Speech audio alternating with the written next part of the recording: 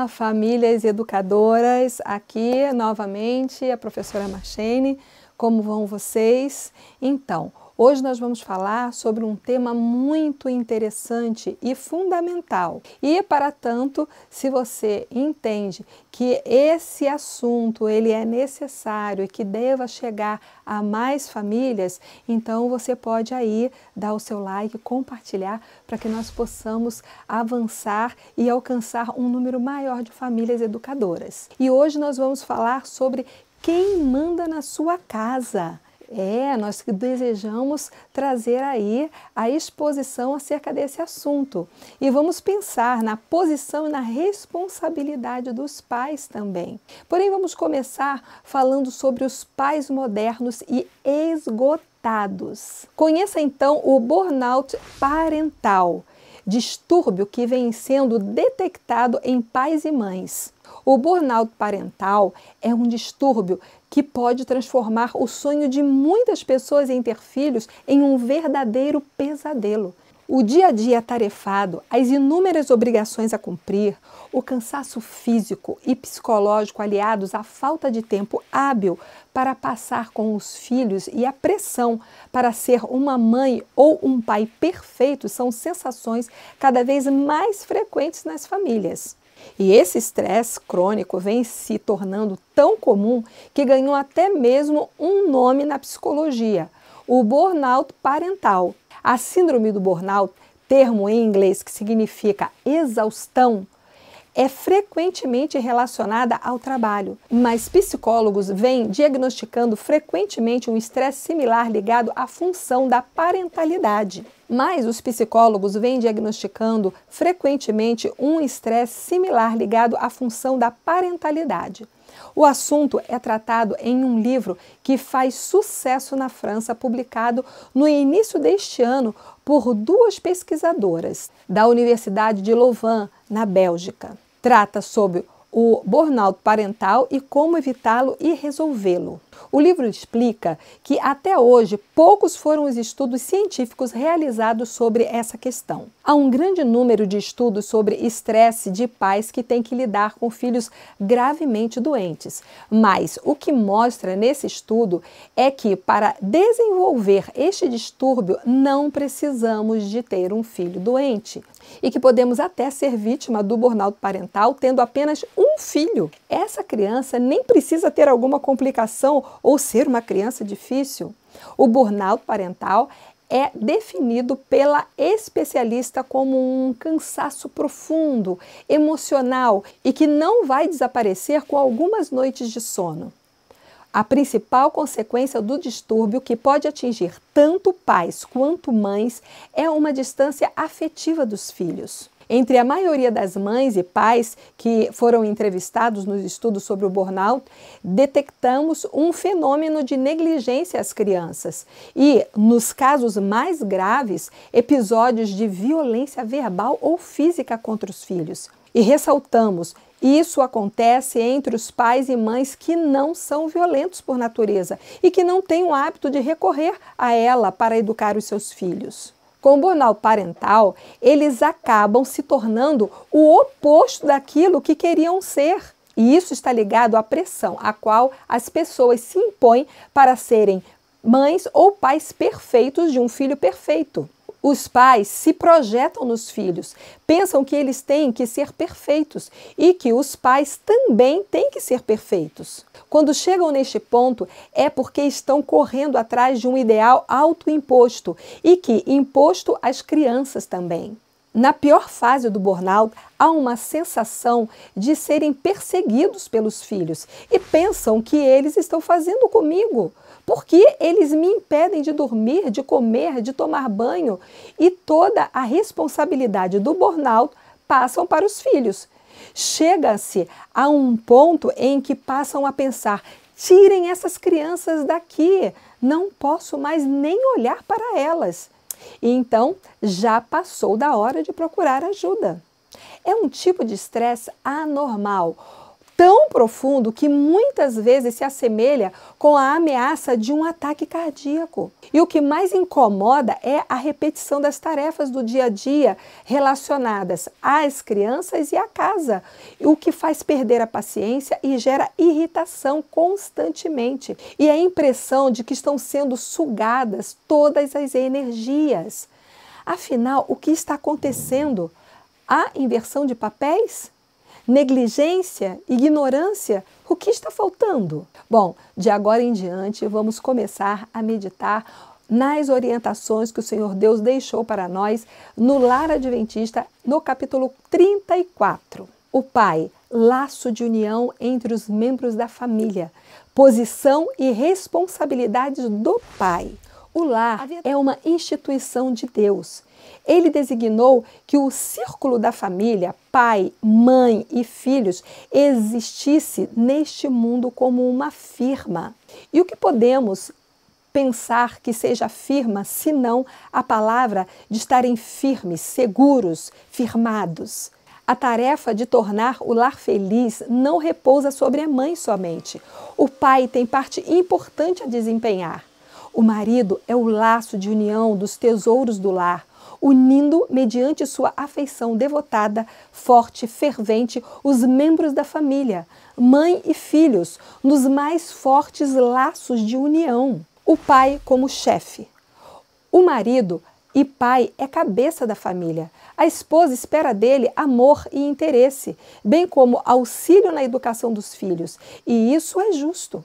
Os filhos pertencem-lhe da mesma maneira que a ela, e sua felicidade igualmente lhe interessa. Os filhos esperam do pai apoio e guia, cumpre-lhe ter justa concepção da vida e das influências e associações que devem rodear sua família.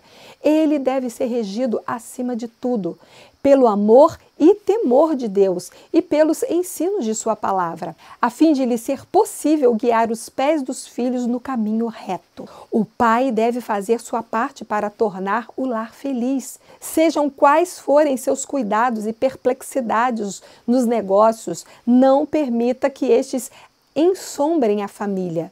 Deve penetrar em casa com sorrisos e palavras aprazíveis. O legislador e sacerdote. Todos os membros da família se centralizam no pai.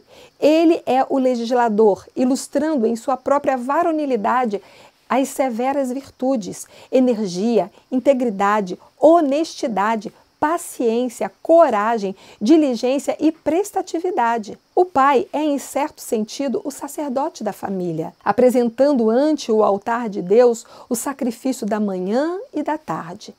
A esposa e os filhos devem ser encorajados a unir-se nesta oferenda e também a participar dos cânticos de louvor. De manhã e de tarde, o pai, como sacerdote da família, deve confessar a Deus os pecados cometidos por si e pelos seus durante o dia. Tanto os pecados de que tem conhecimento, como aqueles que são secretos e que só Deus conhece. Essa regra de ação zelosamente mantida pelo pai quando presente ou pela mãe quando o pai está ausente, resultará em bênção sobre a família. O pai representa o legislador divino em sua família. É colaborador de Deus, provendo os graciosos desígnios de Deus e estabelecendo em seus filhos elevados princípios. Os quais capacitam-nos a formar o caráter puro e virtuoso, porque tem ocupado previamente a alma com aquilo que capacitará seus filhos a render obediência não somente a seus pais terrestres, mas também ao Pai Celestial. O pai não deve trair o seu sagrado depósito, não deve ele, em algum ponto, ceder sua autoridade paterna, andar com Deus. O pai unirá seus filhos ao trono de Deus pela fé viva, desconfiando de sua própria força, achegará sua alma desajustada a Jesus, apossando-se da força do Altíssimo. Irmãos, orai no lar, em família, de noite e de manhã. Orai ferventemente em vosso retiro, e enquanto empenhados em vosso labor diário, erguei a alma a Deus em oração. Foi assim que Enoque andou com Deus. A oração silenciosa e fervente da alma elevar-se-á como incenso ao trono da graça e será aceitável a Deus como se oferecida no santuário. A todos que assim o buscam, Cristo se tornará um auxílio presente em tempo de necessidade. Serão fortes no dia da adversidade. É exigida experiência amadurecida. O pai não deve ser como uma criança, movido apenas por impulso. Ele está ligado à sua família por laços sagrados e santos. Sua influência no lar será determinada por seu conhecimento do único e verdadeiro Deus e de Jesus Cristo, a quem ele enviou. Quando eu era menino, diz Paulo, falava como menino, sentia como menino, discorria como menino, mas logo que cheguei a ser homem, acabei com as coisas de menino. O pai deve estar à testa da família, não como um rapazote, um garoto indisciplinado, mas como um homem de caráter varonil, de paixões controladas. Deve ele obter educação em moral correta. Sua conduta na vida em família deve ser dirigida e restringida pelos princípios puros da palavra de Deus. Então ele crescerá até a estatura de um homem em Cristo Jesus. Submissão à vontade de Deus. Ao homem que é esposo e pai, eu diria: estai certo de que uma atmosfera pura e santa circunde vossa alma. Deveis aprender diariamente de Cristo. Nunca deveis mostrar espírito tirânico no lar. O homem que assim procede está trabalhando em parceria com agentes satânicos. Levai vossa vontade em submissão à vontade de Deus. Fazei tudo que estiver ao vosso poder para tornar a vida de vossa esposa aprazível e feliz. Tomai a palavra de Deus como vossa conselheira. No lar, vivei os ensinos da palavra.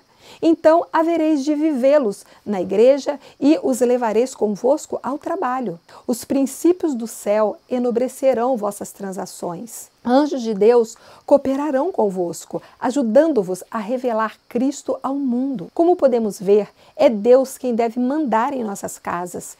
E o instrumento dele para isso é o pai amadurecido na fé em Cristo Jesus. E há uma orientação fundamental na palavra de Deus. Maridos, cada um de vós ame sua esposa e não a trate com grosseiria. Filhos, obedecei em tudo a vossos pais, porquanto essa atitude é agradável ao Senhor. Pais, não irriteis vossos filhos para que eles não fiquem desanimados, pois é o pai o sacerdote do lar. Então, queridas famílias, aí temos o contraste, a realidade que nós vemos no mundo secularizado, o mundo onde o ter, o ganhar, o exibir é muito importante. Tanto que os pais, eles desejam ter os seus filhos como troféizinhos em suas mãos, para exibi-los à sociedade, aos amigos, à família, enfim. Mas, na verdade, a responsabilidade de um pai e de uma mãe nos dias antigos e nos dias atuais é exatamente esse, de seguirem o caminho do Senhor e em sua palavra buscarem toda a orientação de que necessitam, e lá está, toda a orientação de que nós, pais, mães, necessitamos para orientar a vida dos nossos filhos.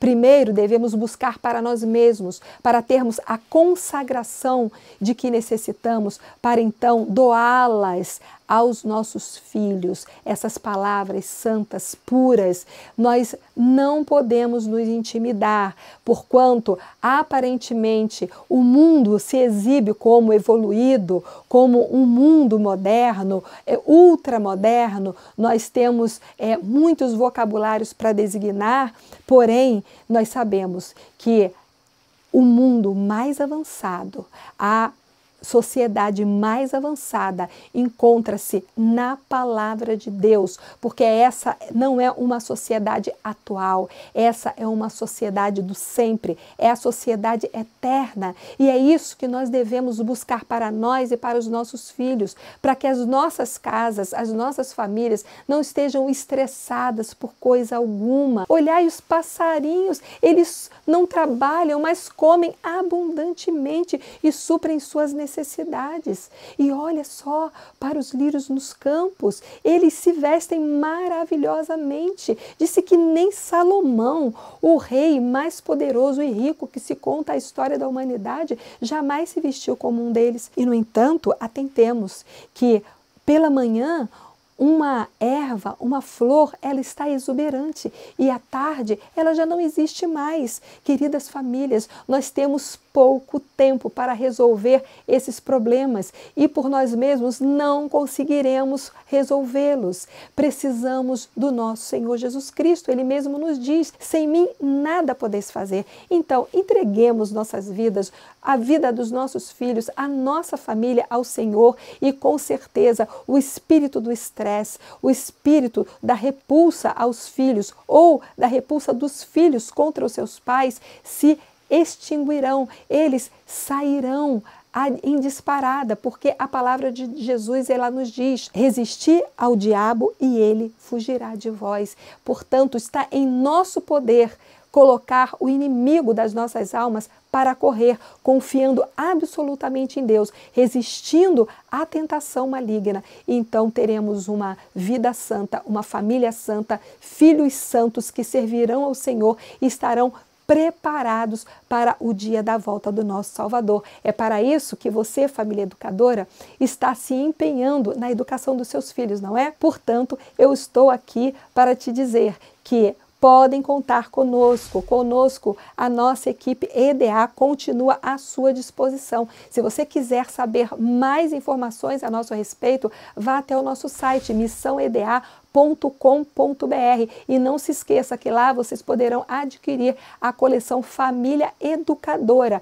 para todas as fases, dos 2 aos 14, 15 anos de idade. Lá vocês encontrarão materiais saídos de fonte segura, saídos diretamente da palavra de Deus para educar os seus filhos em todas as disciplinas: português, matemática, história, geografia, enfim, todas as áreas do conhecimento. Então, aqui eu me despeço e até o próximo vídeo.